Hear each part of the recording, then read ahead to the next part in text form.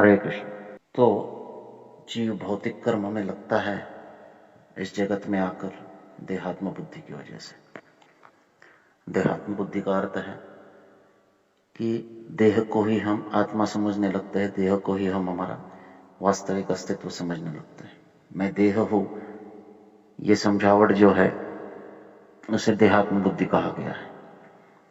और जो इंद्रिया है उसको संतुष्ट करना, यही जीवन का उद्देश्य जीव जब मान लेता है तो उसे देहात्म बुद्धि कहते हैं। ये वास्तविक हमारे माया के प्रभाव से हमारी जो असली पहचान है हम भूल जाते हैं और इसी का यह परिणाम होता है। अब जब हम अपने आप को गलत फहमी में देह समझ बैठते हैं तो देह को संतुष्ट करना ये भी हमारा धर्म हम समझ बैठते हैं। तो ये सब जो है ये अज्ञानवश होता है। माया के प्रभाव से क्या होता है तो अज्ञान उत्पन्न होता है, और अज्ञान उत्पन्न होता है तो वास्तविक ज्ञान जो है वो ढक जाता है। अब इस अज्ञानवश हम ये समझते हैं कि मैं ये देह हूँ। अब इसका परिणाम क्या होता है कि इंद्रियों को संतुष्ट करने के लिए हम कर्म में लगते हैं। जब हम कर्म में लगते हैं तो कर्म का प्रभाव क्या होता है? कर्म का प्रभाव दो तरीके से आता है। एक तो कर्म के फल के रूप में, और दूसरा कर्म को करने की प्रवृत्ति के रूप में। इसे बीजम और कूटम कहते हैं। कर्म का बीज फिर से आरोपित होता है कर्म के द्वारा ही, और कर्म के फल का संचित हमारे पास रहता है, उसे कूटम कहते हैं। ये संचित प्रारब्ध और अप्रारब्ध के रूप में आगे जाके फलित होता है। तो यही कर्म का चक्र है। कर्म का फल मिलकर अगर ये वही के वही प्रक्रिया रुक जाती तो कर्म इतना ज्यादा खतरनाक नहीं होता, परंतु कर्म का एक सबसे बड़ा प्रभाव है कि पुनश्च कर्म करने की प्रवृत्ति जो है वो बढ़ जाती है। जैसे कोई व्यक्ति प्रथम बार किसी व्यसन को करता है, समझ लो कोई व्यक्ति जीवन में पहली बार सिगरेट पीता है। अब वो सिगरेट का प्रयोग इससे पहले तो उसने नहीं किया था, लेकिन किसी की संगत में आकर उसने कर दिया। अब कर दिया तो क्या हुआ, एक तो उसने वो कर्म किया तो उसका रिएक्शन आएगा, उसके शरीर में वो धुआं गया, उसके फेफड़ों में वो धुआं गया, फेफड़ों को कुछ ना कुछ तो कम से कम पहली बार किया है तो कुछ ना कुछ तो उसमें हानि पहुंची है। लेकिन ये यही तक सीमित होता तो बात अलग है, उसको फिर से वो कार्य में जुटने की जो इच्छा होती है, इसी को बीजम कहा गया। ये बहुत खतरनाक वस्तु है। और यही प्रश्न सुखदेव गोस्वामी को परीक्षित महाराज पूछे थे कि बताइए कि जीव इतने अनंत जन्मों से कर्मों में लगा हुआ है, कर्म करने की उसकी प्रवृत्ति जा नहीं रही है, वो कर्म के बाद कर्म करते रहता है और हर कर्म उसे कर्म में और अधिक प्रवृत्त बना रहा है।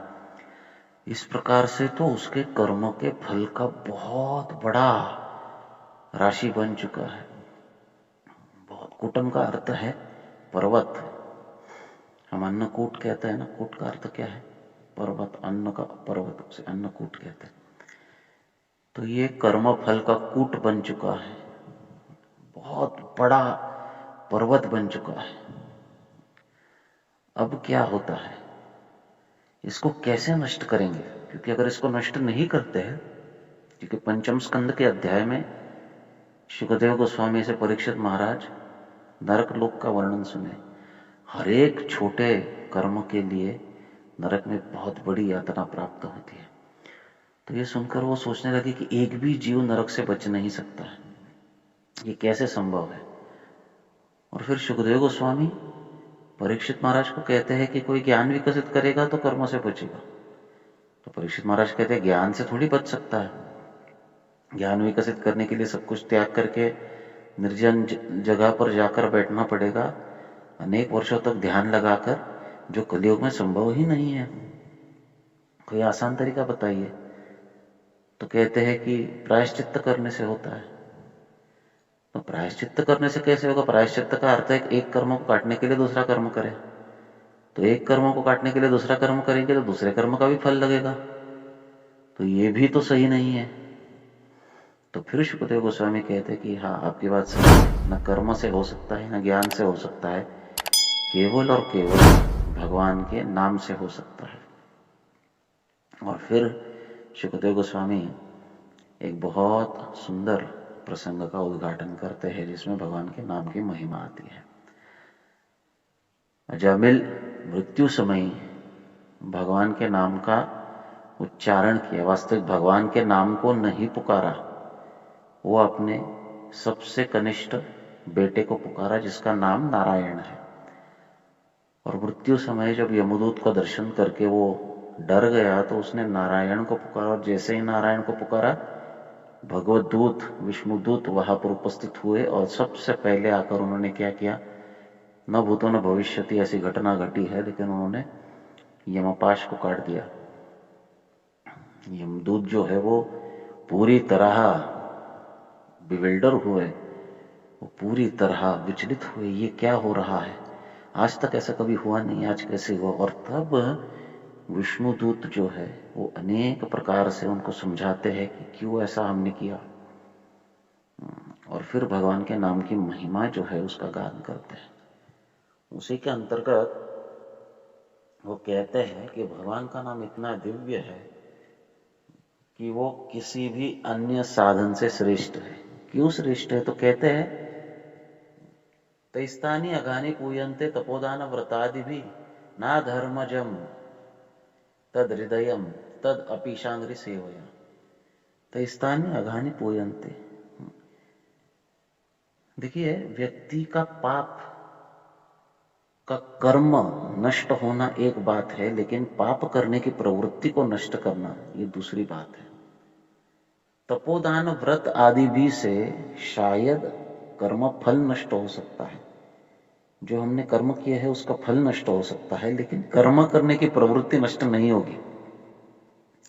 आप कितना भी दान करो, कितना भी व्रत लो, कितना भी वैकल्य करो, कितना भी तपस्या तो हम इतनी कर ही नहीं सकते, थोड़ी बहुत जो भी करते हैं एक आध निर्जल वर्जल कर लिया वो बात अलग है, लेकिन वो भी भक्ति के अंतर्गत आता है, तो इसलिए वो शुद्ध करते। परंतु जो ज्ञान के प्रति तपस्या है या ध्यान है या ऐसा अन्य तत्सम इतर मार्ग है, उसके अंतर्गत जो तपस्या आती है वो करके हमारे कर्म करने की प्रवृत्ति नष्ट नहीं होती, परंतु भगवान नाम के उच्चारण से ये प्रवृत्ति नष्ट होती है।